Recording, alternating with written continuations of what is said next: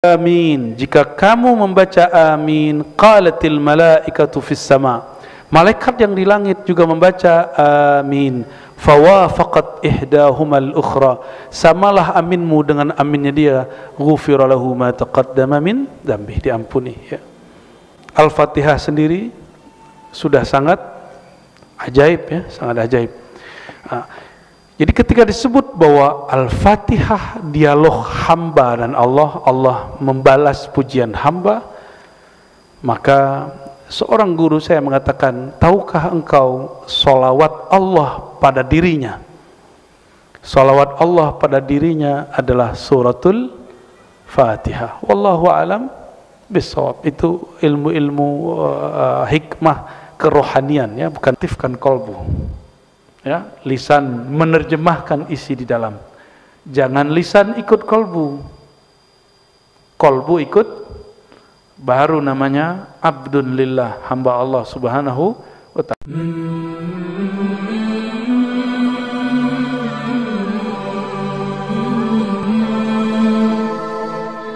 Asyhadu an la ilaha illallah, asyhadu anna Muhammadan abduhu wa rasuluh. Allahumma salli wa sallim barik ala sayyidina Muhammadin tibbil qulub wa dawaiha wa afitil abdani wa shifaiha wa nuril absari wa diyaiha wa la alihi wa ashabihi wa li baitihi wa dhurriyyatihi ajma'in. Amma ba'du, Allahumma faqihna fid din wa ta'wil waftahna ya fattah futuhal arifin. Jamaah duha yang bukan Allah, kita lanjut kitab Al-Khasa'is Al-Ummah Al-Muhammadiyah. Sekedar reminder bahwa mengenal Nabi Muhammad SAW itu ada beberapa sisi. Satu, bab sirah, sejarah perjalanan hidup Nabi.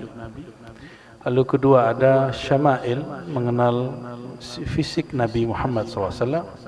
Dan yang ketiga membahas khasa'is Nabi Muhammad SAW. Abu Yasin Muhammad Alawi Al-Maliki, beliau membuka cabang baru, satu ilmu dari khasa'is Al-Muhammadiyah. Keistimewaan Nabi Muhammad SAW, nanti turunannya, ini ilmu walaupun bahannya lama, tapi disusun baru oleh Abu Yasin Muhammad Alawi Al-Maliki. Meskipun sebelum beliau sudah ada yang nulis hal yang serupa, tapi sedetail ini, sebagus ini, itu adalah jasa dari Abu Ya Sayyid Muhammad Alawi Al-Maliki. Dan kita sebelumnya masuk kepada keistimewaan umat Nabi Muhammad SAW dalam bab solat. Masih ingat sebelumnya bahwa solat menghapus kesalahan. Kedua, solat itu mengangkat darajat. Solat itu sebaik-baik syariat yang Allah syariatkan. Solat itu sebaik-baik amal. Solat itu obat bagi ruh dan jasad. Solatnya rileks nggak, Bapak Ibu? Atau buru-buru? Atau tegang? Saya lihat banyak orang tegang kalau solat. Tangannya tegang, mengangkat tangannya kaku, itu dia bukan solat. Solat itu rileks. Kata Nabi SAW, arihna bis salah, rehatkan kami, rilekskan kami dengan solat. Maka orang yang masih tegang dalam solat, dia belumlah sampai kepada sir rahasianya solat ya. Kita nggak bilang solat dia batal, tidak, tapi dia belum sampai kepada hakikat solat. Pada pagi ini insya Allah kita akan masuk kepada bab, pada fasal mengenai salat itu tempat berbisik-bisik, bermanja-manja kepada Allah SWT. Halaman 634 di sini. Ini yang saya ingat, barangkali lupa, tapi ya benar ya.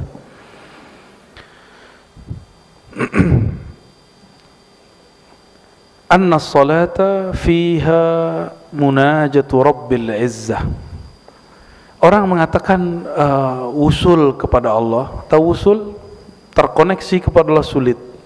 itu bohong, itu orang nggak kenal Allah. Untuk komunikasi dengan Allah mudah sekali.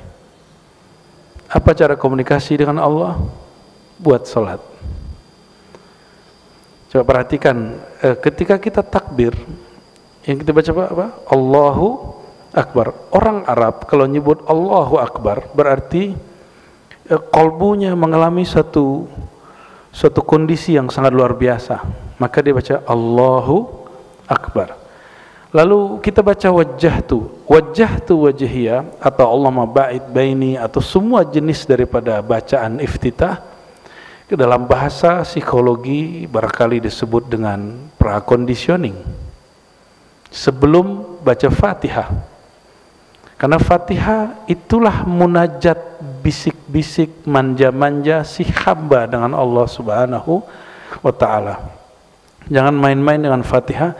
Itu sebabnya walaupun saya tidak menolak ada mazhab yang mengatakan bahwa kalau imam sudah baca, makmum sudah nggak usah baca, itu sah.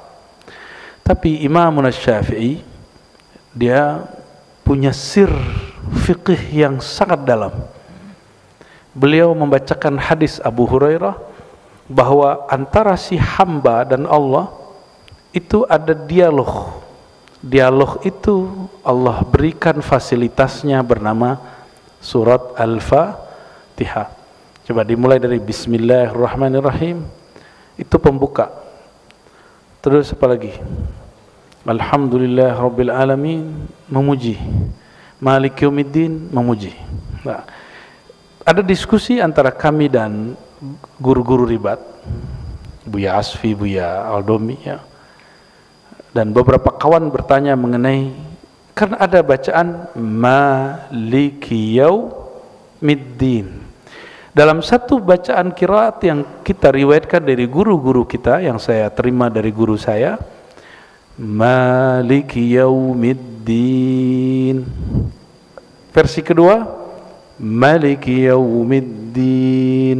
Sudah pernah dengar imam baca begitu? Sesekali ya.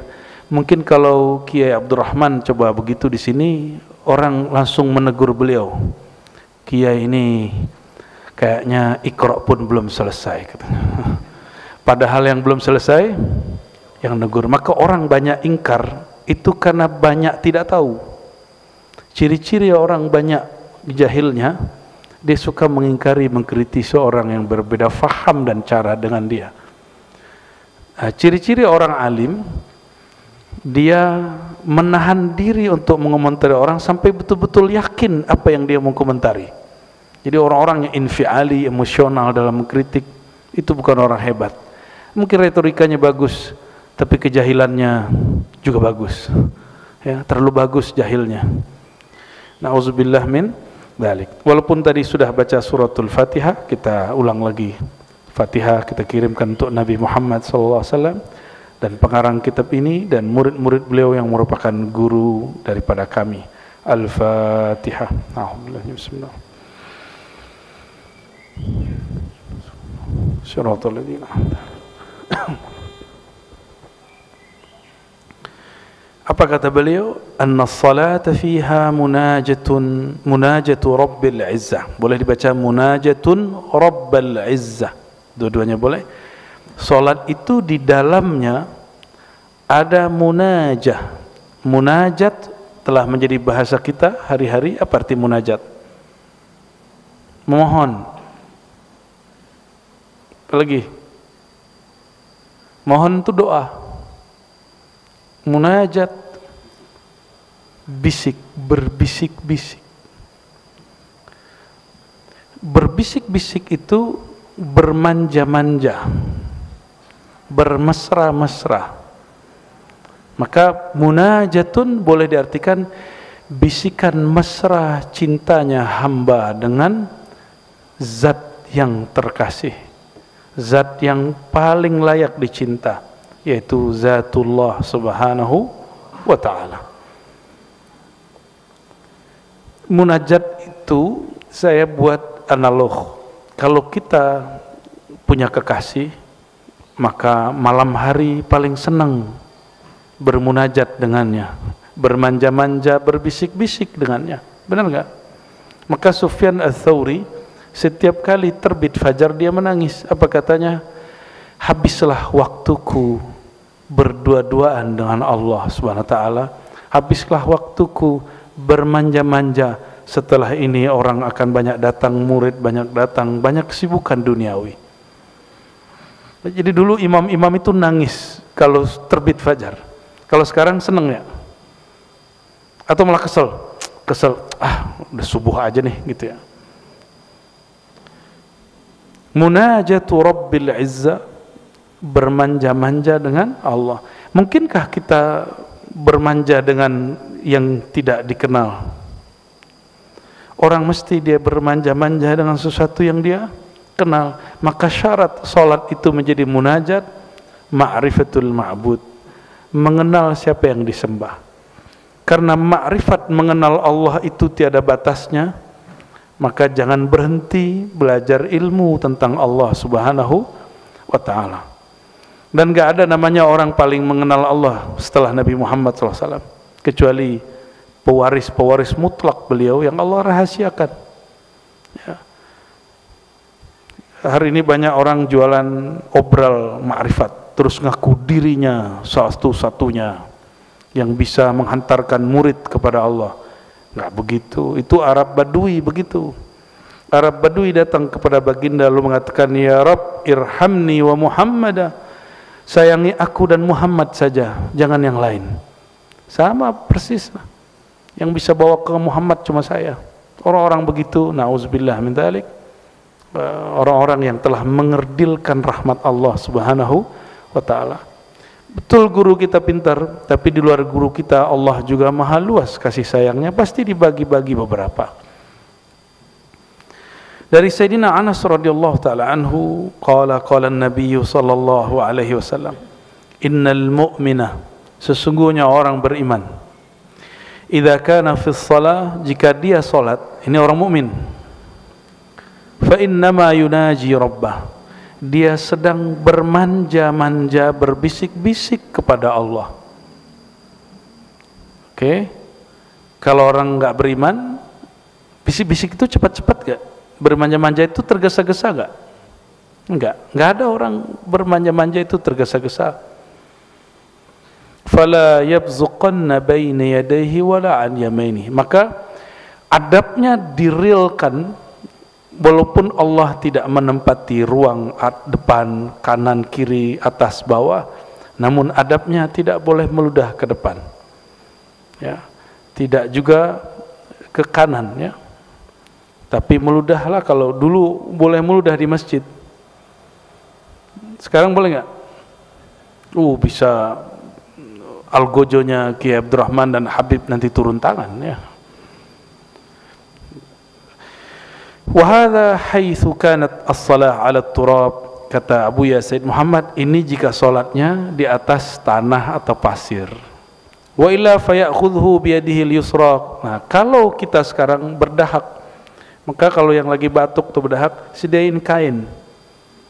Ini yang pakai kain, ada kain, biasanya orang bawa kain lap, ya. Dulu orang suka simpan, ya, di saku dia, sapu tangan. Itu tradisi yang bagus. Ambil pakai tangan kanan lalu dibuang, boleh. Nah, kata beliau, fayakhuzahu biyadihi al-yusra kama nussa alaih, maka ambillah dengan tangan kiri lalu simpan lagi. Itu sunnah sebenarnya, ya. An Sayyidina Abi Hurairah radhiyallahu taala anhu anin Nabi sallallahu alaihi wasallam, idza qama ahadukum ila shalah, jika kamu salat, fala yabsuq amamah, jangan meludah ke depan. Fa innama yunajillaha ma dama fi musalla, selama dia salat dia sedang bermunajat kepada Allah. Dan wala an yaminihi, juga jangan di kanannya, karena di sebelah kanan ada malaikat. Malaikat salat. Jadi setiap salat ada malaikatnya. Apa doa malaikat? Allahumma salli ala fulan, ya Allah turunkan rahmat kepada si fulan. Kalau kita meludah ke kanan, itu malaikat pergi, ya. Wal yabsuq an yasari aw tahta qadamihi falyadfinha, kalau dia mesti juga meludah, maka ke kirinya atau ke bawahnya, atau sesuai kalimat tadi, dia pakai kain, pakai tangan kiri, lalu dia simpan lagi. Jangan ditelan ya, itu dahanya jangan ditelan, jorok kali itu. Ya, masa gitu ya. Jadi sunnah sekarang membawa apa? Sapu tangan itu kalau sholat, terutama bagi yang ada lendir-lendir atau dahak. Kalau enggak usah, enggak apa-apa ya. Tisu lebih baik. Dulu belum ada tisu, bid'ah juga itu kayaknya tuh ya. Wa min dzalik, ganti tema. Tadi sholat itu tempat munajat. Inilah yang membuat orang rindu sholat. Udah rindu sholat belum? Sholat itu ada candunya enggak? Ada candu gak sholat? Kayaknya belum ya, karena belum kenal siapa yang disembah. Jadi belum jatuh cinta kepada Allah Subhanahu wa Ta'ala. Sholat itu nikmat sekali Pak. Nikmatnya sholat, sehingga Abu Yazid itu seperti dia di atas orang lagi syahwat kepada pasangannya. Itu Abu Yazid Al-Bustami. Nikmatnya sholat itu. Itu yang disebut nikmat surga yang disegerakan. Maka Nabi SAW mengatakan, hubbiba ilayya minad dunya at-tib wan nisa wa ju'ilat qurratu aini fi shalah. Aku dibuat oleh Allah senang kepada yang harum, yang bersih, yang rapi, dan lawan jenis. Tetapi pelipur laraku hanya di dalam sholat. Bukan hidup yang rapi, bukan pasangan. Tapi apa yang membuat Nabi terobati kolbunya? Fis shalah, di dalam sholat ya.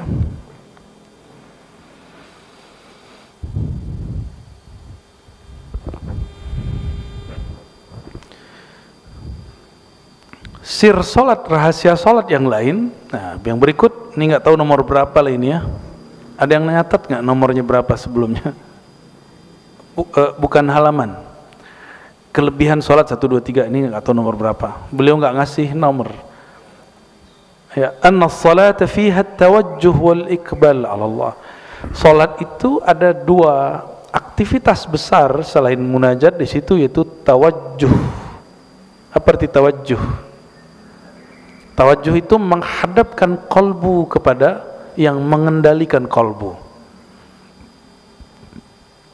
Wal iqbal, lalu menatap Allah Subhanahu wa Ta'ala. An Sayyidina Ibn Umar radhiyallahu ta'ala anhuma, anna Rasulullah sallallahu alaihi wasallam qala, nah, Rasulullah bersabda, idza kana ahadukum yusalli, sama jika kamu salat jangan meludah, jangan melakukan gerakan-gerakan di luar salat, fa innallaha qibala wajhihi idza shalla, karena Allah secara adab di depan dia. Bukan berarti Allah menempati ruang depan, tapi tubuh ini berkiblat ke Ka'bah, maka Allah akan menerima orang itu dari arah depannya. Bukan berarti Allah ada di depannya. Oleh karenanya, siapa saja yang sholat tidak usah bayangkan Ka'bah, bayangkan dia menghadap Rabbul Ka'bah, Tuhan pemilik Ka'bah ya. Wa min dzalik, di antara rahasia keutamaan salat yang menjadi kekhususan umat Nabi Muhammad SAW yang tidak ada di agama-agama sebelumnya, anna salata fiha dzikrul abdi rabbahu. Salat itu adalah media seorang hamba menyebut-nyebut dan mengingat Rabbnya, Allah Subhanahu wa Ta'ala. Inilah yang disebut di dalam Al-Quran surat Taha, aqimis salata li dzikri, dirikan salat untuk zikri, mengingatku. Masih ingat nggak pertemuan dengan Allah? Nggak ada yang ingat? Maka karena kita tidak sanggup mengingat Allah, hilangkan ketidaksanggupan itu dengan cara kecilkan dirimu, tiadakan dirimu, maka si kecil itu akan hilang, si jahil itu akan hilang. Allah akan ganti sifat kita yang baru. Maka orang kalau sholat, Allah sedang merefresh dirinya. Jadi sifat-sifat yang tadi sudah berkarat itu Allah ganti dengan sifat yang baru. Ya. Inilah makna dari surat Thaha ayat 14 itu ya. Lalu disebutkan di sini riwayat mengenai dialog hamba. Nah, ini lucu nih dialog ini. Jadi guru saya dulu, saya punya guru beberapa orang namanya Hasan Al-Basri. Ada satu guru namanya Hasan Basri, ketua MUI di kampung saya. Dia dikritik oleh kawan saya. Jadi kawan saya baru pulang dari Timur Tengah, tapi belum selesai, mengkritik sang guru. Bayangin coba. Ya, kalau santri Jawa nggak berani ya Kiai ya, ngeritik Kiai. Yang berani ngeritik Kiai itu ya santri Sumatera biasanya. Apalagi santri dari Padang tuh, demen banget ngeritik Kiai itu, karena diajarin begitu. Kita diajarin mendebat Kiai, Pak. Itu yang dianggap beradab bagi kami. Pas saya ke Jawa, oh ternyata beda caranya. Didebatlah guru kami ini, Buya Hasan Basri, ketua MUI. Apa debatnya? Beliau ini kalau sholat kadang satu nafas atau dua nafas Fatihah. Bismillahirrahmanirrahim. Alhamdulillahi rabbil alamin arrahmanir rahim. Terus ya. Didebat sama anak nih, apa kata dia? Buya, di dalam hadis Sahih Bukhari dan Muslim, terutama Sahih Muslim, disebutkan bahwa antara ayat dan ayat itu ada jawaban dari Allah Subhanahu wa Ta'ala.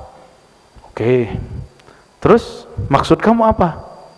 Kata si santri yang sudah mulai pintar atau sok pintar ini, atau keminter. Apa kata dia? Kalau Buya mimpin sholat satu nafas, kapan Allah jawab? Iya juga ya, benar gak? Kapan Allah jawab? Nah, coba perhatikan hadisnya. Sayyidina Abu Hurairah mengisahkan, aku mendengar Nabi SAW menceritakan rahasia Fatihah. Allah berfirman, qasamtus salah. Ini hadis Sahih Muslim, hadis Sahih. Ada juga di Bukhari yang semakna. Qasamtus salata baini wa baina abdi nisfain wa li abdi nisfain. Wali abdi masal ya. Aku memisahkan, membagi solat itu jadi dua. Antara hambaku, dia memujiku, menyembahku, dan hambaku memohon kepadaku. Fa idza qala al-'abdu, jika si hamba selesai baca alhamdulillahi rabbil alamin, aku menjawab. Apa jawaban Allah? Hambaku memujiku. Itu hambaku, hamidani abdi, hambaku memujiku. Kalau antum langsung, kata dia, alhamdulillah rabbil alamin arrahmanir rahim, Allah nggak sempat jawab dong. Logikanya masuk setengah lah ya. Lalu kalau si hamba mengatakan arrahmanir rahim, Allah menjawab asna alayya abdi, hambaku banyak memujiku. Jadi beda hamida dengan asna. Hamida memuji di awal, kalau asna mengulang pujian. Maka alhamdu wathana itu beda penggunaan. Jika si hamba membaca malik yaumiddin, nah ini yang tadi saya tinggal sedikit ya, malik yaumiddin, maka Allah menjawab, majjadani abdi, hambaku sedang memuja-mujiku. Jadi ada al-majd. Jadi pujian yang sudah lebih dari banyak disebut tamjid.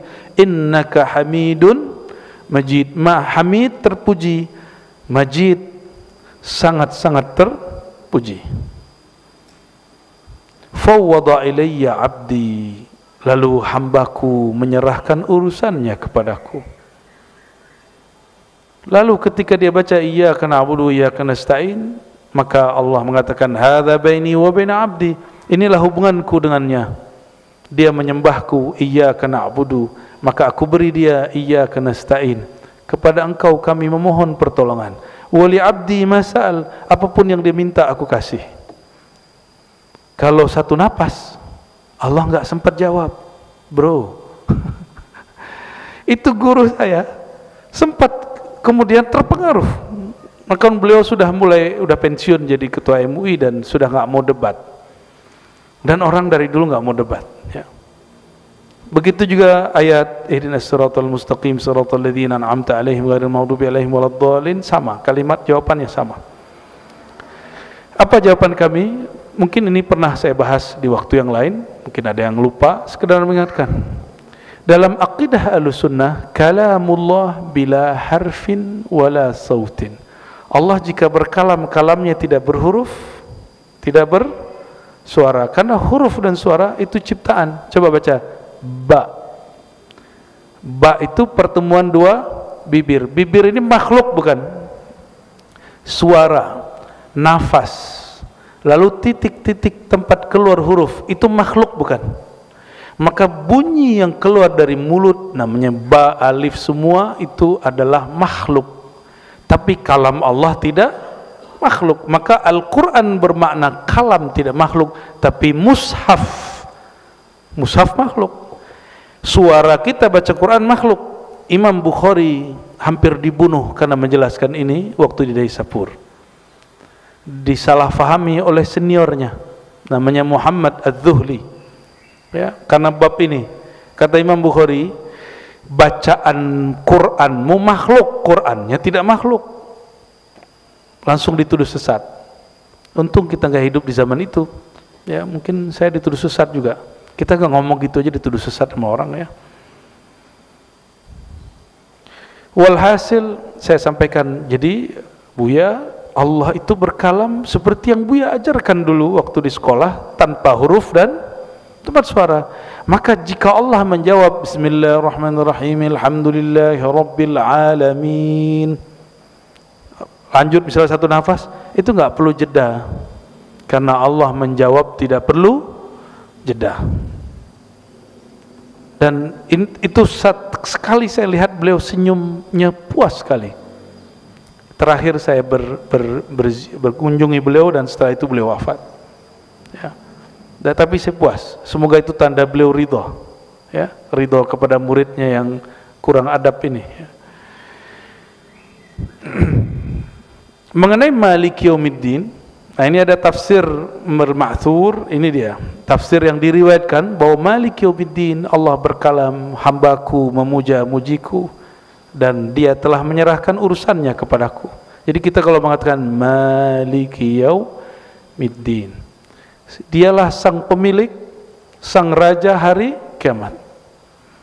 Di dalam Asmaul Husna Allah bernama Malikul Mulk. Malikul Mulk, Malikul tanpa alif, bukan Malik, bukan, tapi Malikul Mulk. Itu lebih tinggi daripada Malik.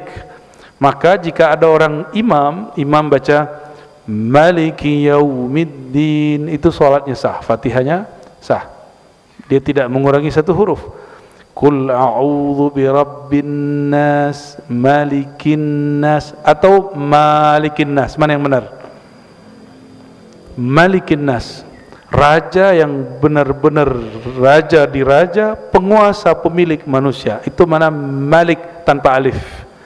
Tapi kalau pakai alif, itu berarti raja aja atau pemilik saja. Suatu kali Nabi SAW pernah mengatakan di hadapan sahabat. Jadi Nabi ini tawadu, tapi dalam bab tertentu beliau mengenalkan dirinya dan menyebutkan hakikat jiwanya, hakikat nurnya. Apa kata beliau? Ana sayyidu waladi Adam. Akulah sayyid waladi Adam. Kalau boleh diterjemah, raja manusia, yaumal qiyamah, pada hari kiamat.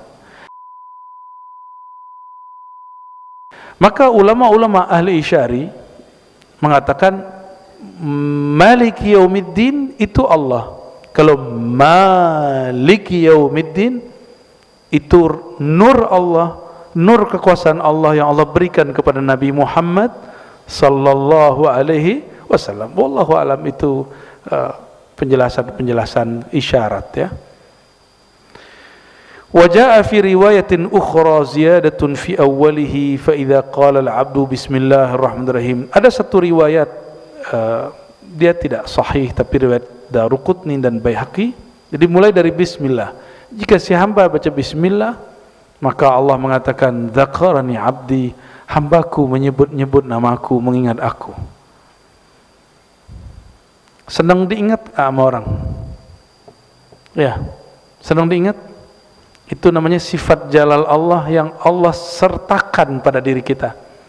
Karena dalam diri ini ada hembusan ruh. Ruh itu dihembus langsung dari Allah SWT, maka Allah menyertakan sedikit beberapa sifat-sifatnya. Itu sebabnya kita dapat mendengar, itu kan dari sifat ruh semua. Melihat, ya. Kalau nggak ditiup, itu tubuh nggak bisa mendengar. Dan juga termasuk karakter ingin diingat. Ya. Orang kalau faham ini, mengingat dia akan dihantarkan mengingat Rasulullah, mengingat Rasul akan menghantarkan dia ingat kepada Allah. Itu yang disebut di hadis Imam Ahmad, Imam Ibnu Majah, man awliya Allah, siapakah wali Allah wahai baginda? Beliau menjawab, man idza ra'aitahu dzukirullah, orang yang jika engkau pandang, engkau ingat, engkau visualkan, engkau bayangkan, engkau kirimin Fatihah, mengingat dia menghantarkan engkau mengingat Allah Subhanahu wa ta'ala. Kenapa? Bukan lagi fisik dia yang kita lihat, tapi sirruhnya yang bersumber dari hembusan Allah Subhanahu wa ta'ala. Itulah guru mursyid. Itu yang disebut guru. Jadi orang kalau dapat ijazah 7 tapi mandang dia nggak membuat kita ingat Allah, maka dia bukan mursyid kita. Carilah mursyid yang kalau mengingat dia, memandang dia, membuat kita teringat baginda, membuat kita terhantar mengingat Allah Subhanahu wa ta'ala. Dan itu makamnya Nabi Muhammad SAW. Lalu pewaris-pewaris Nabi Muhammad sallallahu alaihi wasallam. Ya, semoga di antara kita diizinkan untuk mencapai makam ini. Amin ya rabbal alamin. Wa min dzalik, di antara sir rahasia daripada salat yang merupakan kekhususan umat Nabi Muhammad SAW. Jadi salat itu Bapak Ibu, ibadah secara umum, setiap ibadah ada malaikatnya. Dan malaikatnya ada 2 jenis, malaikat bumi dan malaikat langit. Khusus Fatihah yang dibaca dalam salat itu ada bacaan amin. Coba amin. Nah, ini amin ngantuk. Yang bisa bahasa Arab, amin itu terjemahannya apa? Hah? Coba tasrifnya apa? Kan kata Arab itu bisa diderivasi, dirubah. Shalla yusalli salatan. Amin apa? Nggak ada kata sepakat ulama, karena itu bukan bahasa Arab yang bisa ditasrif. Di bahasa Arab yang unik, dia bahasa Arab alam sana. Itu bahasa Arab alamnya malaikat.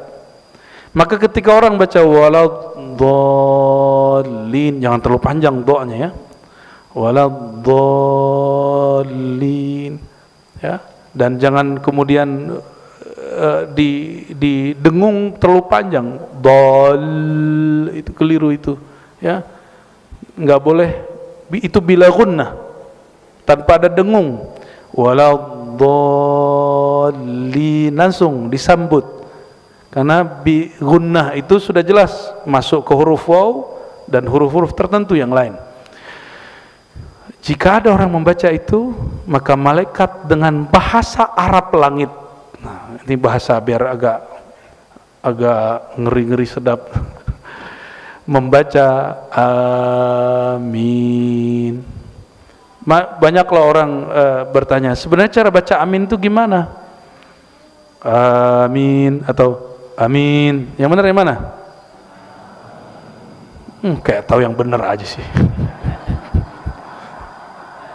Dalam ilmu tajwid, jika 2 alif ketemu, maka dia dijadikan matnya panjang.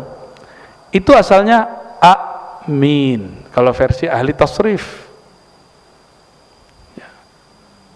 Cuma emang bisa ditasrif begitu, ada ya di tengahnya. Ini muskil. Maka ada ulama kita yang memanjangkan amin. Itu ada alirannya dalam ilmu tajwid. Jadi ilmu tajwid ada mazhabnya Bapak Ibu. Mazhab itu tidak hanya mazhab fikih. Mazhab fikih yang ditulis di depan masjid. Kan kalau disebut semua repot juga, tapi cukup yang 3 itu. Mazhab apa di sini? Syafi'i. Enggak usah ditulis qiraat kita, qiraat Asim. Oh, repot sudah. Ya, cukup 3 itu. Pertanda masjid ini masjid rahmatan lil alamin. Insya Allah. Enggak mungkin juga disebut qiraat Asim. Rempong. Ya. Jadi amin itu bukan bahasa Arab sini. Dia bahasa Arab. Dia walaupun tidak setara dengan alif lam mim, tapi dia hampir-hampir sumbernya sama. Coba alif lam mim, ada yang tahu bahasa Arabnya apa? Alif lam mim, apa artinya? Enggak tahu. Itu bukan arti. Hanya Allah yang tahu. Itu bukan arti. Ada artinya, ada di kitab tafsir. Namun dalam tafsir Jalalain yang dibaca Kiai Imam Suyuti mengalihkan makna, bukan memaknai. Wallahu a'lam bimuradihi. Allah lebih tahu maksudnya. Tapi itu bukan arti. Orang mengira itu artinya. Itu pertanda bahwa huruf Arab yang ada di Quran bukan huruf Arab yang dibuat-buat baginda Nabi Muhammad SAW, tapi itu Arab yang asli dari hadirat Allah Subhanahu wa Ta'ala. Maka dalam ilmu lughah ada satu kaidah, annal lughata bal lughat fil alam min Allah. Semua bahasa bersumber dari Allah. Semua bahasa bersumber dari Allah. Atas dasar itulah kita tidak menolak orang menyebut Allah dengan sebutan Gusti, Pangeran, Tuhan. Kita nggak nolak, karena semua bahasa dari Allah Subhanahu wa Ta'ala. Yang menolak, dia tidak mengerti ilmu bahasa, padahal Al-Quran itu sumber bahasa. Nah, saya mau tanya lagi, jadi alif lam mim bahasa apa? Bahasa langit? Enggak, itu tempat. Langit itu tempat. Bahasa apa? Coba bacain awal-awal surat Yusuf. Terus Qur'anan, kami jadikan Quran itu Arabian. Maka alif lam mim itu bahasa Arab, tapi bukan bahasa Arab sini. Ini yang disebut i'jaz, untuk melemahkan Arab-Arab Quraisy, karena bahasa Arab mereka sudah terkontaminasi. Ada Arab yang lebih murni. Gitu. Apa makna Arab? Bahasa Arab, Arab itu artinya araba, artinya sesuatu yang bergerak. Maka huruf bahasa Arab, harokat itu artinya gerak. Harokat. Harokat itu gerak artinya. I'rab itu mengetahui harokat akhir dari satu kata, dan satu kata tidak selalu stagnan seperti bahasa Indonesia. Saya makan, bisa nggak? Saya makana, makani, makanu, tidak ada. Dalam bahasa Arab makan itu akala, yakulu, ya, yakul, kul, kulu, kuli. Banyak sekali itu disebut dengan i'rab. Maka bahasa Arab itu bahasa yang bergerak, dan dia selalu bergerak. Jadi alif lam mim bahasa apa? Alif lam mim bahasa apa? Bahasa Inggris. Bahasa Arab. Tidak ada di dalam Al-Quran satu kata, satu huruf pun di luar bahasa Arab. Karena dia bahasa Arab pasti ada maknanya. Namun tidak semua diketahui oleh para ulama. Hatta sekelas Sayyidina Abu Bakar As-Siddiq, dibacakan ayat wa fakihatan wa abba. Orang nanya, ya Abu Bakar, apa itu abba? Kalau fakihah kami tahu buah. Abba, mana abba? Apa kata Sayyidina Abu Bakar?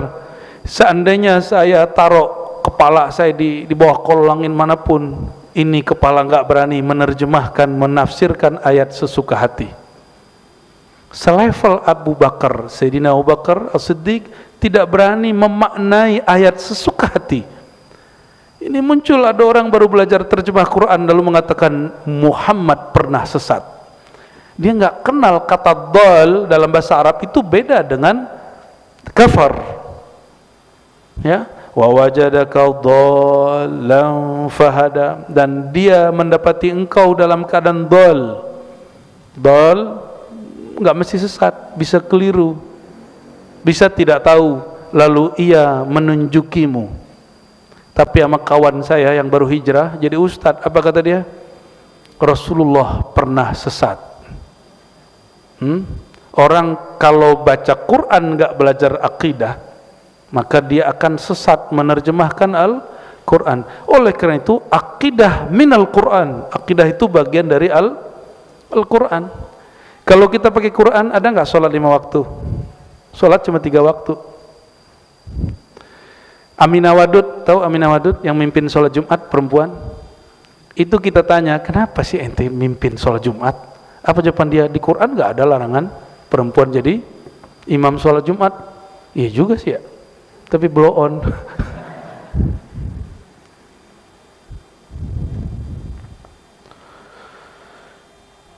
Jadi amin bahasa Arab atau bukan? Bahasa Arab alam malakutiyah jabarutiyah, alamnya malaikat. Maka malaikat setiap kali ada orang baca waladhdallin amin, maka amin itu juga bahasa Arab tapi bahasa Arab sana. Ya.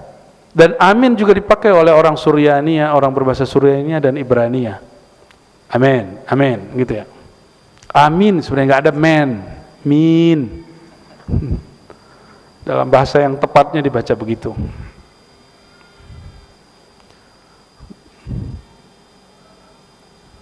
Apa dalilnya? Diriwayatkan oleh Sayyidina Abu Hurairah radhiyallahu taala anhu, Nabi SAW bersabda dalam hadis yang sahih riwayat Imam Bukhari dan Muslim, "Idza ammana al-imam fa aminu." Jika imam mengaminkan, maka aminkanlah olehmu, fa innahu man wafaqa ta'minuhu ta'minal malaikah. Siapa yang aminnya, ini mumpung kan sudah selesai amin-aminan kan, sudah selesai kan 01, 02, 03. Ini hebat sekali nih kitab nih, keramat nih, mengarang kitabnya keramat ini. Tahu aja kita ngajinya setelah pemilu. Karena babnya amin kiai, cocok logi yang cocok. Siapa yang beriringan antara aminnya dengan amin malaikat yang di sana? Saya tanya guru saya, itu amin ini di malaikat mana? Guru saya nggak ada yang jawab, Pak. Ketemu di kitab Imam Al-Jili, beliau mengatakan, waktu ruhku diperjalankan, aku melihat bahwa itu di langit keempat. Wallahu a'lam bis-shawab. Ya. Jadi malaikat di langit sekian itu mengaminkan yang tadi antum baca waktu subuh. Waladhdallin, amin. Dan ini dalil bahwa amin adalah salah satu bahasa malaikat, dan ini juga dalil bahasa malaikat, bahasa Arab. Bahasa malaikat, bahasa Arab. Ghufira lahu ma taqaddama min dzambih, maka diampuni dosanya yang berlalu. Jadi pengampunan dosa itu ada yang cara ekspres, ini dia. Ada yang cara panjang, puasa Ramadan 30 hari, Qiyamul Lail 30 hari. Apalagi? Ada yang tobat, ada yang kafarah, ya. Ada macam-macam. Nah, ini cara ekspres. Paling gampang tuh baca Fatihah, diampuni dosanya. Namun masalahnya, kapan kita tahu amin kita sama dengan amin malaikat? Ada yang tahu? Kalau ada yang tahu, bagi tahu kita lah. Ya, pura-pura nggak tahu saya. Ya. Emang nggak tahu, hanya Allah yang maha tahu. Kita ini hanya diberi tahu. Ditaunya insan diberitahu oleh yang maha tahu. Juga disebutkan oleh riwayat Imam Bukhari, Muslim yang lain bahwa idza qala ahadukum amin, jika kamu membaca amin, qalatil malaikatu fis sama, malaikat yang di langit juga membaca amin, fawafaqat ihdahumal ukhra, samalah aminmu dengan aminnya dia, ghufira lahu ma taqaddama min dzambi, diampuni ya. Berarti Al-Fatihah sendiri sudah sangat ajaib ya, sangat ajaib. Jadi ketika disebut bahwa Al-Fatihah dialog hamba dan Allah, Allah membalas pujian hamba, maka seorang guru saya mengatakan, tahukah engkau solawat Allah pada dirinya? Solawat Allah pada dirinya adalah suratul Fatihah. Wallahu a'lam bisawab. Itu ilmu-ilmu hikmah kerohanian ya, bukan hikmah kesaktian. Wa min dzalik, halaman 66. Di antara sir rahasia salat itu, tanha sahibaha anil fahsya'i wal munkar. Tanha itu menahan, bukan melarang. Ya. Terjemahan di sini apa? Nahi mungkar itu bukan melarang tapi menahan. Nahan ya. Menahan pelaku salat dari fahsya, dari perbuatan keji, wal munkar, dan sesuatu yang tidak dikenal nilai baiknya. Jadi apa yang disebut munkar? Yang tidak dikenal sisi baiknya disebut munkar, diingkari, tidak dikenali. Qala Allah Ta'ala, ini ayat sudah sering dibaca, surah Al-Ankabut ya, di tengah ayat, wa aqimis salata innas salata tanha anil fahsya'i wal munkar. Dirikanlah salat karena sesungguhnya salat menahan daripada fahsya dan mungkar. Wala dzikrullahi akbar, sungguh mengingat Allah itu lebih besar. Wala dzikrullahi, lebih besar dari apa? Dari dunia dan seisinya. Wallahu ya'lamu ma tasna'un. Karena zikrullah itu besar efeknya, maka fahsya dan mungkar, keji dan kemungkaran itu terpinggirkan sendiri. Jadi kalau ingin memberantas keji dan mungkar, jangan langsung sweeping. Dirikan di tempat itu salat. Hidupkan majelis-majelis yang mengajarkan salat di situ. Baru kalau antum mau sweeping, izin dulu dengan polisi ya kan, kerjasama kalau perlu. Jadi jangan main langsung sweeping, itu bid'ah ya. Hisbah kita, nahi mungkar kita dimulai dengan al-amru bil ma'ruf. Salat itu ma'ruf. Dirikan dulu yang ma'ruf, kemungkaran akan rontok dengan sendirinya. Jangan berantas kemungkaran dulu. Itu tidak sesuai dengan ajaran Nabi Muhammad sallallahu alaihi wasallam. Faqad amara subhanahu wa ta'ala bi iqamati shalah wa bayyana athar as-salah fi man aqamaha anna tanha 'anil fahsya, sampai akhir. Lalu ini barangkali terakhir pada pagi ini, anna as-salata tuhadzibul 'abda min as-sifatidz dzamimah. Salat itu mentahzib, melatih, membersihkan, merapikan, itu tahzib. Melatih, membersihkan ya seorang hamba minas sifatidz dzamimah, dari sifat yang tercela. Ya, dari sifat yang tercela. Orang kalau baca Allahu Akbar, dia sombong enggak? Tapi kenapa kalimat takbir itu jadi simbol kesombongan orang Islam hari ini? Ada apa dengan takbirmu?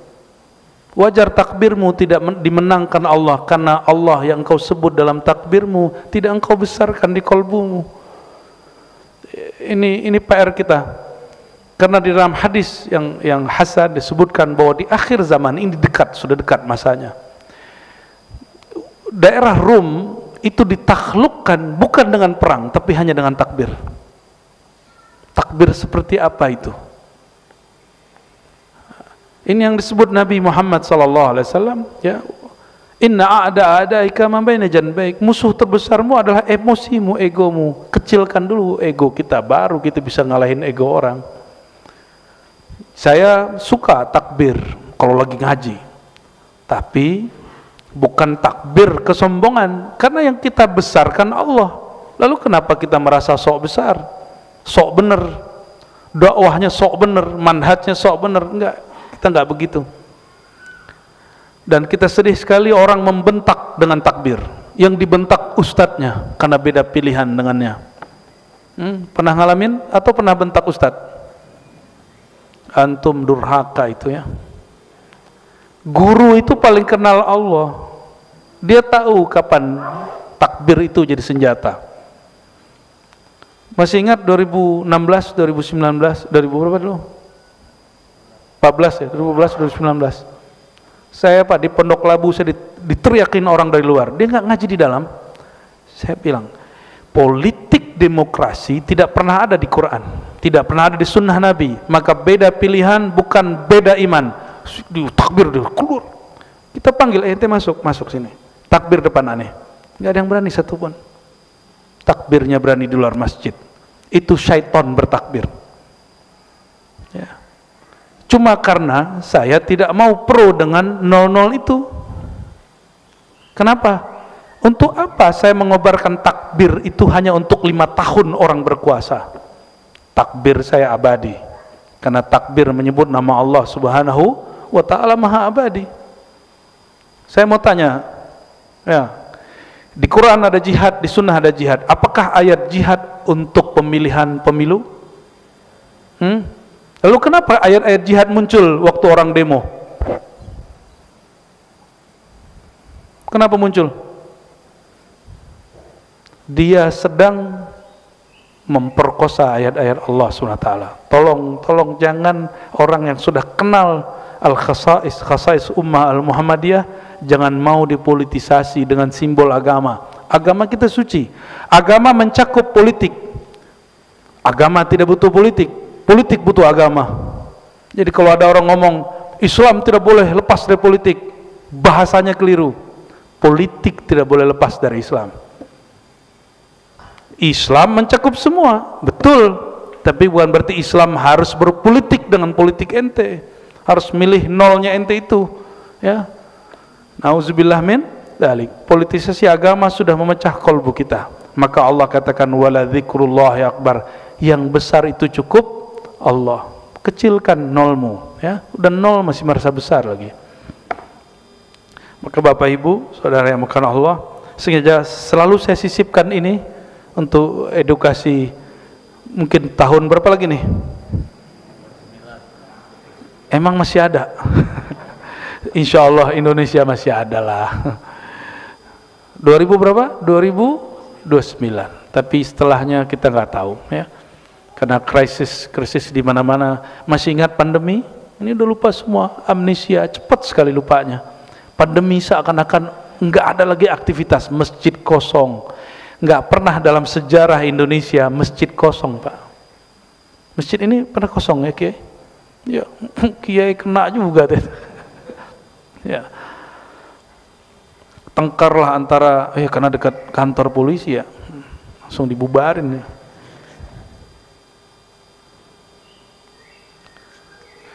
Dan dalam hadis dikatakan nanti di hari kiamat akan muncul orang nggak ada haji. Untungnya pandemi kemarin orang masih ada haji. Oh berarti bukan yang kemarin. Cuma mungkin kemarin itu trial. Kita nggak tahu suatu saat akan muncul lagi begitu. Wallahu a'lam. Ini bukan nakut-nakutin, ini memang menakutkan. Tapi tenang, waladzikrullahi akbar. Mengenal Allah itu lebih besar, menyebut nama Allah itu lebih besar. Gak usah khawatir nanti paceklik katanya El Nino, El Nano, El Nino, terserah dia mau datang. Ya, karena dalam hadis disebutkan nanti sebelum Isa turun, Dajjal muncul, Al-Mahdi berjuang, nanti ada 3 tahun masa paceklik. Hujan gak turun, gagal panen di mana-mana, kelaparan di mana-mana, orang berebut air, berebut nasi, berebut semua. Sebelum masa itu datang, berlatihlah tidak bergantung dengan air, bergantunglah dengan zat yang menciptakan air. Jangan bergantung dengan lagi nasi. Mulai, bukan pengen sehat, bukan, tapi ingin menyehatkan kolbu. Ya, waktu tahun 2020 masih ingat bulan puasa, orang panik buying, ya, karena ada yang mengatakan 15 Ramadan terjadi dukhon. Akhirnya pada borong beras habis di banyak gudang. Ini Ustadz nggak tanggung jawab. Habis itu dia mengatakan hadisnya dhaif, tapi orang sudah panik duluan. Wala yasta'fu minan nas, dia nggak minta maaf sama orang. Minimal dia minta ampun lah kepada Allah Subhanahu wa taala karena bikin gaduh. Sayyidina Muaz, jangan kambat kajian Bapak Ibu.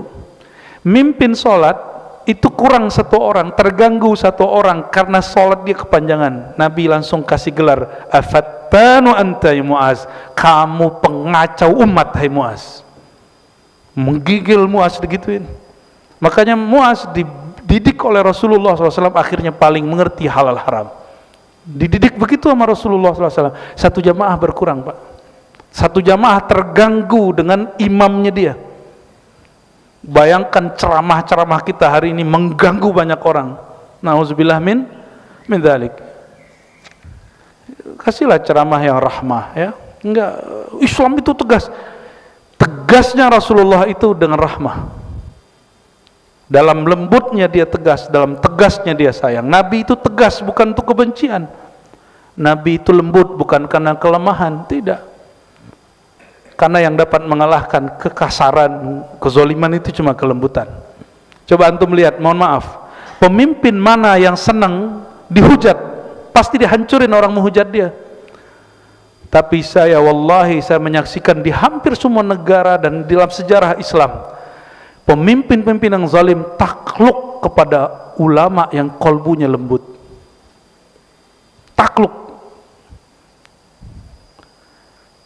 Dalam silsilah zikir kami, Thariqah Naqsyabandiyah Khalidiyah, itu ada seorang imam namanya Yusuf Al-Hamadani. Yusuf Al-Hamadani punya guru Abu Ali Al-Farmadi. Ini sezaman dengan Ghazali. Yusuf Al-Hamadani ini murid dari Abu Ali dan dia kawan sama-sama santri dengan Ghazali. Yang kita kenal siapa? Imam. Jadi ada nama Yusuf Al-Hamadani, ada Ghazali. Dua orang ini, Imam Ghazali jadi profesor kesayangan Perdana Menteri, Yusuf Al-Hamadani orang yang paling disegani Perdana Menteri. Itu kalau Yusuf Al-Hamadani datang di majelis tempat duduknya Perdana Menteri dan Raja, langsung rajanya turun, Pak. Turun, tafadhal Syekh. Gak berani dia duduk di situ. Padahal Yusuf Al-Hamadani tidak pernah ngata-ngatain si Raja, Perdana Menteri. Tapi kata-kata dia betul-betul berpengaruh dalam merubah kolbu si pemimpin ini. Tapi coba ganggu si Raja itu. Besok gak nyampe, hari ini hilang orangnya. Soeharto, masih ingat? Soeharto sama orang yang kritik dia hilang orangnya. Tapi belakangan di akhir hayatnya dia udah mulai takbiran, mimpin takbiran, ya. Sudah mulai bangun masjid di mana-mana, masih ingat? Itu karena ada orang berhati lembut tapi tegas, gak bisa digoyang oleh beliau, gak bisa dibayar oleh beliau. Orang ini membackup. Ya, kalau nggak kita yang backup, siapa lagi yang backup? Maka saya husnuzon dengan ulama-ulama yang membersamai pemimpin-pemimpin yang keras, pemimpin yang dituduh-tuduh culas. Kita doakan semoga adanya mereka dapat memperbaiki kolbu sepemimpin dengan cara yang hanya Allah yang tahu.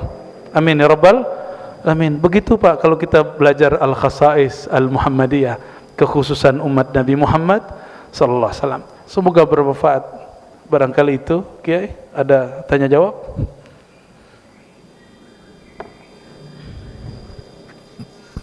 Bapak Ibu sekalian, barangkali ada yang mau ditanyakan. Kira-kira ada waktu 10 menit cukup ya? Oke, 10-15 lah. Oh, dari Bapak dulu nih, Bapak sama Ibu satu. Dua dulu ya Pak ya, nanti kalau masih ada waktu kita tolong dibantu anak-anak santri itu.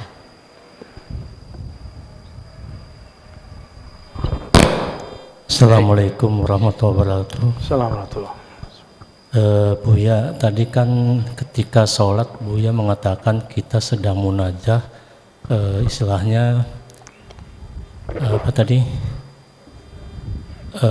berbisik-bisik, bermanja-manja. Nah, saya juga baca atau dapat informasi ketika sujud itu yang paling afdol untuk mengadukan. Ya. Nah, yang saya tanya itu caranya bagaimana ketika sujud itu, apakah harus pakai bahasa Arab atau pakai bahasa yang kita mengerti? Itu saja Buya. Makasih. Assalamualaikum warahmatullahi wabarakatuh. Assalamualaikum. Karena sholat itu ada rukun, ada syaratnya. Sholat tidak sah jika menggunakan bahasa Indonesia, bahasa Melayu, bahasa Jawa. Tetap yang dibaca oleh lisan bahasa Arab. Tapi Bapak kalau mau baca di kolbunya yang berbicara, karena Allah menatap isi kolbu. Ya. Kalau fisik Allah tidak tatap, yang ditatap Allah selalu kolbu. Innallaha yanzuru ila qulubikum. Jadi tatapan Allah jatuhnya ke dalam kolbu. Kolbu kita bahasa apa saja Allah faham. Tapi jangan ngomong pakai bahasa wahai Tuhan, gaya bener, sok mesra dalam sujudnya. Sujud syukur sih boleh, di luar sholat boleh pakai bahasa Indonesia. Ya. Sujud itu yang paling bagus membaca bukan doa-doa aneh-aneh yang dibaca oleh baginda Rasulullah SAW. Apa yang dibaca oleh Rasulullah SAW? Subhana rabbiyal a'la, subhanakallahumma wa bihamdika la ilaha illa anta allahumma firli. Yang diajarkan Nabi SAW kepada Sayyidina Ali. Ini sujud kalau sholat sunat. Sajadalaka sam'i wa basari wa qalbi wa dami wa lahmi wa izami. Terus sampai selesai. Ya Allah, sujud kepada Engkau pendengaranku, penglihatanku, lisanku, kolbuku, darahku, dagingku, tulangku. Ya. Kita sebut ini peleburan, sujud fana. Yang kami ambil hadis itu, ya, kita bawakan ke syahadat. Asyhadu, aku leburkan, aku bersaksi bahwa diriku, tubuhku, jiwaku, pendengaranku, penglihatanku, begitu. Ciptaan Allah dari nurullah, nur Muhammad SAW. Itu kita ambil dari hadis itu, Pak. Hadis Imam An-Nasai dalam kitabus sholahnya, beliau meriwayatkan bahwa Sayyidina Ali ketika sujud itu yang dibaca. Tulangnya sakit-sakit nggak? Itu sujudnya baca itu. Sujud sajadalaka izami. Ya Allah, tulangku sujud kepadamu. Darahnya punya penyakitan enggak? Sujudkan. Maka sakit itu akan menjadi penebus. Syukur-syukur sembuh. Kita enggak cari kesembuhan dengan sholat. Kalau mau sembuh ke dokter. Ya. Tapi ada orang disembuhkan dengan sholat, ada. Tapi kalau nggak sembuh, jangan salahkan sholatnya, karena sholat bukan klinik kedokteran, bukan. Ya, jadi kalau ada terapi sehat dengan sholat, oh sorry, sholat bukan untuk sehat.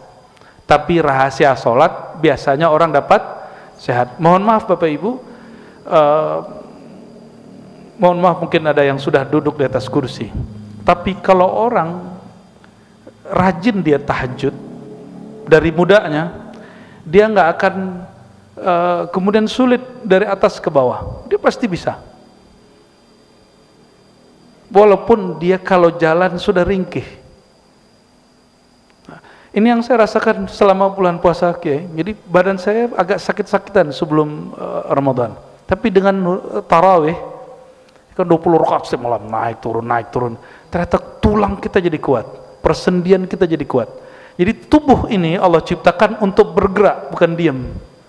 Maka bagian yang paling sering diam itu punggung. Nabi sering bekam di situ. Dibuang darahnya, karena Imam Syafi'i pernah berkalam, satu cairan, satu yang bersifat cair, diam pasti membusuk. Maka darah-darah kita itu jadi kotor di punggung. Ini yang bikin sakit, Pak. Cukup 1 senti ada pembekuan sedikit saja, bahkan sekian mili, punggung kita langsung pegal-pegal. Dan itu hanya dengan ruku dan sujud. Tapi ingat, ruku sujud bukan untuk menghilangkan sakit punggung. Ya, nanti salah niat. Saya udah ruku, udah sujud, gak sakit, hilang-hilang. Ya iya, ente habis di dipatahin punggungnya sama orang ya wajar. Bapak Ibu, jadi cara kita sujud dan ruku, aktifkan kolbu, ya, lisan menerjemahkan isi di dalam. Jangan lisan ikut kolbu, kolbu ikut, baru namanya abdun lillah, hamba Allah subhanahu wa ta'ala. Baik, untuk Ibu, silakan. Makasih Pak Ustadz Ya. Ar-Ruzi. Pertanyaan saya mengenai, saya banyak mendengar tentang Nur Muhammad Sallallahu Alaihi Wasallam. Nah, itu mohon penjelasan apa hubungannya dengan umat Islam. Wah, itu 12 SKS, Bu. Oke, saya jelaskan yang ringkas ya. Bagus. Salah satu kesadaran rohani dimulai dari orang bertanya asal usulnya. Ini ditulis oleh Imam Ghazali di dalam kitab Kimyaus Sa'adah, sudah ada terjemahannya, ya. Kimyaus Sa'adah, resep mencari kebahagiaan. Diterjemah oleh beberapa santri saya yang gabung ke salah satu penerbit Islam Turos, ya, silakan dicari. Bukan endorse, tapi saya suka jika ada penerbit Islam berjaya. Beberapa risalah Ghazali lalu dikumpulkan jadi satu, tapi judulnya diambil dari risalah kecil Kimyaus Sa'adah yang diringkas oleh Syekh Amin Al-Kurdi dari bahasa Persia yang 1000-an halaman. Inti kebahagiaan atau resep meraih bahagia. Apa kata Ghazali? Man anta? Siapa engkau? Dari mana engkau? Jadi ternyata kesadaran rohani orang bertanya, siapakah hakikat diriku? Apakah hakikat aku? Dari manakah sang aku itu datang? Oleh ulama kita diringkas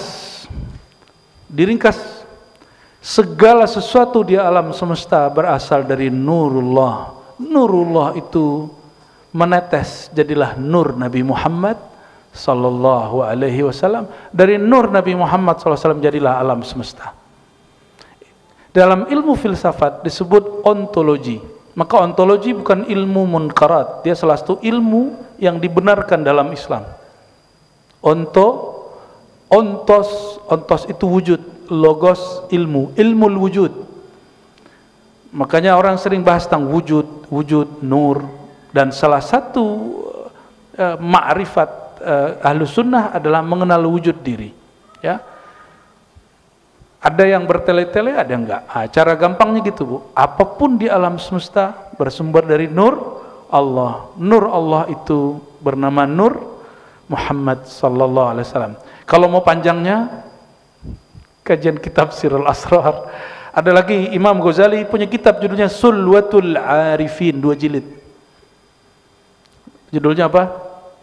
Di situ disebutkan beberapa riwayat, ada yang Israeliat, ada yang tidak. Karena ini bab ontologi, bukan bab akidah, bukan teologi. Maka tidak mesti riwayatnya sahih. Tidak mesti dari Nabi SAW, boleh dari Israeliat, boleh dari kasyaf para ulama, ilham-ilham para masyaikh. Disebutkan di situ bahwa sebelum arasy dicipta, Allah sudah mencipta nur ribuan tahun. Ada satu riwayat 4000, ada 12.000 tahun. Yang riwayat 4000 dipakai oleh Syekh Abdul Qadir Jilani dalam Sirrul Asrar. Sirrul Asrar, kitab yang favorit sekali Abah Jejen di Sukabumi dan guru beliau Syekh Abah Anom. Nah, beliau mengajarkan Sirrul Asrar. Di situ disebutkan bahwa Nur Muhammad SAW dicipta lebih awal 4000 tahun sebelum Aras. Jadi lebih tua mana Nur Muhammad Pak Aras? Dan Aras itu dicipta dari nurnya Nabi Muhammad sallallahu alaihi wasallam. Dan tolong saya kasih tahu, ini bukan bab akidah. Ini bab apa? Bab hakikah. Apa beda akidah dengan hakikah? Bab akidah untuk diyakini, bab hakikat untuk diketahui. Jadi ilmu hakikat bukan untuk diyakini, tapi untuk cakrawala rohani. Karena riwayat dan pengalamannya beda-beda. Nah, ini contoh. Imam Al-Jili, saya sering sampaikan ini, beberapa hari yang lalu ada anggota jemaat tabligh yang nanya tentang video saya yang dipotong oleh orang-orang yang memang suka motong-motong, ingin bikin ribut ya, tapi saya nggak mau ribut lah, dia aja yang ribut. Jadi Imam Al-Jili, saya nukil, beliau mengatakan la ilaha illallah secara akidah ada la ilaha illallah secara hakikah. Ini beda. La ilaha illallah secara akidah, tiada yang berhak disembah kecuali Allah. Maka agama yang menyembah selain Allah batil secara ilmu akidah, bab iman. Tapi Imam Al-Jili dia berbicara bukan akidah, dia bicara ontologi atau falsafatul wujud, bukan akidah, bab hakikat. La ilaha, terjemahan beliau apa? Ini terjemahan Imam Al-Jili. Tiadalah Tuhan yang disembah illallah kecuali Allah. Maka siapapun Tuhan yang disembah di alam ini secara hakikat dikembali kepada Allah, tetapi kelompok-kelompok itu tidak sempurna dalam menyembah. Ada yang hanya menyembah rezeki, maka dia manifestkan dalam bentuk kucing yang begini-gini tuh, ya. Ada yang menyembah kepada gunung karena terlihat tinggi dan hebat, ada yang menyembah matahari karena sumber hayat kehidupan alam. Dia hanya menyembah satu nama, hayat. Ada yang menyembah Nabi Isa karena bisa menghidupkan yang mati. Dan imam yang saya sering sebut, murid dari Imam Syazili, guru dari pengarang hikam, Al-Mursi, Abu Labas Mursi. Apa kata beliau? Dirinya wali, kolbunya wali, itu penuh dengan nur asma dan sifat Allah. Jika disingkap orang mengira itu Allah, maka fa'abaduhu, mereka mengira itu Allah, mereka akan sembah. Itulah yang terjadi pada Nabi Isa. Kita lagi menjelaskan itu, cuma dipotong-potong ya. Dikira saya membolehkan menyembah Nabi Isa. Tapi kita kembalikan ke bahasa Melayu lama, sembah dalam arti hormat boleh, tapi sembah dalam arti ibadah tidak boleh. Ya.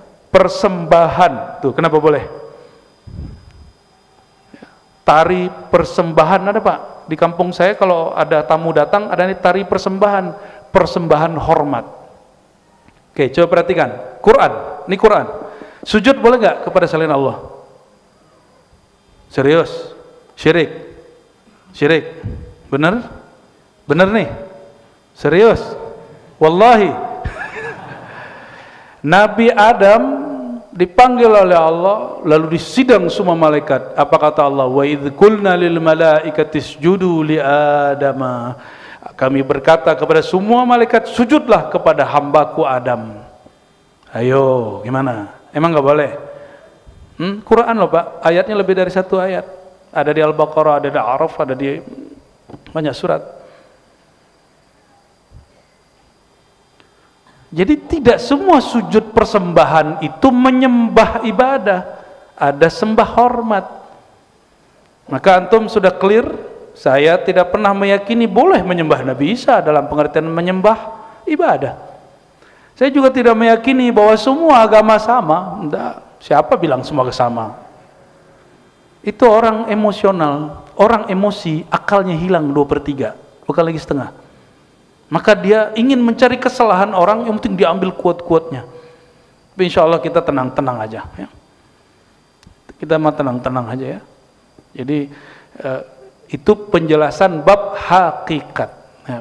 Jadi la ilaha fil haqiqah, tiada Tuhan yang disembah secara hakikat kecuali Allah. Namun mereka menyembah Allah tidak sempurna. Apa kata Imam Al-Jili? Makanya ngaji, jangan ngaji di YouTube doang. Ya. Al-ma'bud al-hakiki Allah, ma'bud hakiki Allah, dan yang menyembah Allah secara utuh hanya Nabi Muhammad SAW dan umat Nabi Muhammad SAW. Saya umat Nabi Muhammad SAW. Maka dalam bab hakikat bahasanya bukan benar salah sesat, enggak. Bahasanya kamil akmal qasir, sempurna tidak sempurna. Itu bahasa hakikat. Jadi kalau ada orang ngomong hakikat sombong, dia belum nyampe kepada puncak hakikat. Imam Al-Jili sampai kepada puncak hakikat, maka dia memandang non muslim bukan untuk dibenci, bukan mengatakan mereka salah, Cukup katakan mereka tidak sempurna. Itu bahasa hakikat, bukan bahasa akidah. Ya, ilmu itu luas. Ya, a'rafun nas bil khilaf, a'rafuhum bid din. Orang yang paling mengenal perbedaan faham, perbedaan ilmu, ilmu A dengan ilmu B, itu orang yang paling paham beragama. Ya, jadi kalau ada antum ditanyain orang mengenai kalimat-kalimat saya tadi, itu bukan kalimat saya tapi kalimat dari Imam Al-Jili. Babnya bukan bab akidah tapi bab haqiqah. Bab haqiqah, bab ontologi, tidak wilayah hukum akidah, dia wilayah yang lain. Wilayahnya bukan benar salah, wilayahnya sempurna tidak sempurna, elok kurang elok. Dan saya sedang mencoba mengedukasi diri saya sendiri dan kita semua supaya kita upgrade dari sekedar bab akidah naik ke bab hakikah, biar jadi rahmat bagi alam semesta, bukan menjadi musuh orang yang berbeda. Wallahu a'lam bissawab. Cukup ya, kita lanjutkan lagi bulan depan, dan insya Allah nanti kita buat di sini daurah akidah ahlus sunnah, karena judulnya berat ini Kiai. Ya, masjid apa tuh Habib? Masjid akidah, masjid berakidah Ahlus Sunnah Asy'ari Maturidi. Nanti saya bawakan akidah Imam Asy'ari itu seperti apa. Kita buat daurah ya. Semoga gratis. Semoga gratis. Tapi kitabnya bayar sendirilah.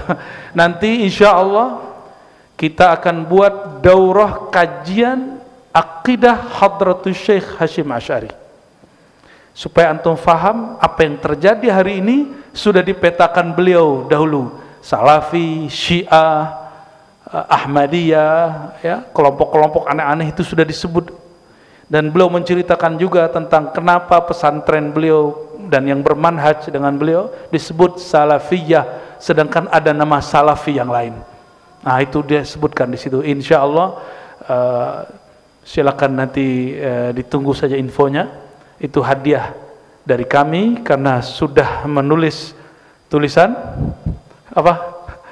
Masjid Ahlus Sunnah wal Jamaah. Ini hadiah insya Allah. Semoga Allah Ta'ala meridhai kita semua. Semoga Allah Ta'ala menutup aib kita semua. Semoga Allah menjinakkan amarah bisu yang ada dalam diri kita. Allahumma ya Rahmani Rahim Karim salli ala nabiyina Muhammad. Allahumma ya Allah ya Nur nawwir zulumat qulubina. Ya Allah yang maha memiliki cahaya, yang maha menunjuk kami dengan cahaya hidayahnya, mohon ya Allah bimbinglah hati kami yang gelap ini, bimbinglah jiwa kami yang kelam ini, bimbinglah masa lalu kami yang tidak baik ini. Allahumma ya Allah, Engkau maha tahu semua aib kami, Engkau maha tahu semua kebusukan hati kami, Engkau maha tahu bagaimana rusaknya jiwa kami. Fa aslih ya Rabbana syu'unana, perbaikilah diri kami ya Allah, perbaikilah jiwa kami ya Allah, terangilah pikiran dan hati kami dengan nur Engkau, nur Nabi Muhammad sallallahu alaihi wasallam, sehingga kami menjadi mudah mengikuti sunnah Nabi Muhammad sallallahu alaihi wasallam. Allahumma ya Allah a'inna ala ittiba'i sunnati nabiyikal Mustafa sallallahu alaihi wasallam. Ya Allah, kami memohon kepada Engkau, bantulah kami untuk mengamalkan ajaran-ajaran Nabi-Mu, meskipun sedikit, meskipun hanya beberapa hal, tapi izinkan kami istiqamah mengamalkannya. Allahumma ya Allah, kami tidak minta karamah, kami hanya minta diistiqamahkan. Ya Allah, Engkau mengatakan innal ladzina qalu rabbuna Allah tsumma istaqamu fala khaufun 'alaihim wa lahum yahzanun. Orang-orang yang mengatakan kami, Tuhan kami adalah Allah, lalu mereka istiqamah, mereka tidaklah gelisah, mereka tidaklah sedih, mereka dijamin masuk surga. Ya Allah, meskipun kami tidak pantas masuk surgamu, tidak pantas dihilangkan kegelisahannya, tapi jadikan kami bagian dari mereka, atau kumpulkan kami dengan orang-orang yang ada sifat-sifat tersebut, atau jadikan kami murid dan pencinta mereka. Allahumma ya Allah, ya Allah, ikuti ya Allah, ya Allah, ya Allah, imla qulubana bi asma'ika. Ya Allah, kalbu kami masih penuh dengan nama-nama makhluk-Mu. Izinkan bersihkan kalbu kami ya Allah dari selain Engkau. Lalu isilah dengan nama-nama Engkau, isilah dengan mengenal nama Engkau, isilah dengan cinta kepada Engkau dan kekasih Engkau. Allahumma rabbana atina fid dunya hasanah wa fil akhirati hasanah wa qina adzabannar. Ya Allah, berikan kami kebahagiaan di dunia dengan mengenal Engkau, mengenal kekasih Engkau, dan berikan kami kebahagiaan dengan bertemu, berjumpa, menatap Engkau dan berjumpa kekasih Engkau. Amin ya rabbal alamin. Wa sallallahu ala sayyidil wujud sayyidis thaqalain man ismuhu fil azal Ahmad wa fil huduth Muhammad wa ala alihi wa ashabihi ahlil amjad walhamdulillahi rabbil alamin. Mohon maaf salah kurangnya. Subhanakallahumma wa bihamdika asyhadu an la ilaha illa anta astaghfiruka wa atubu ilaik. Assalamualaikum warahmatullahi wabarakatuh.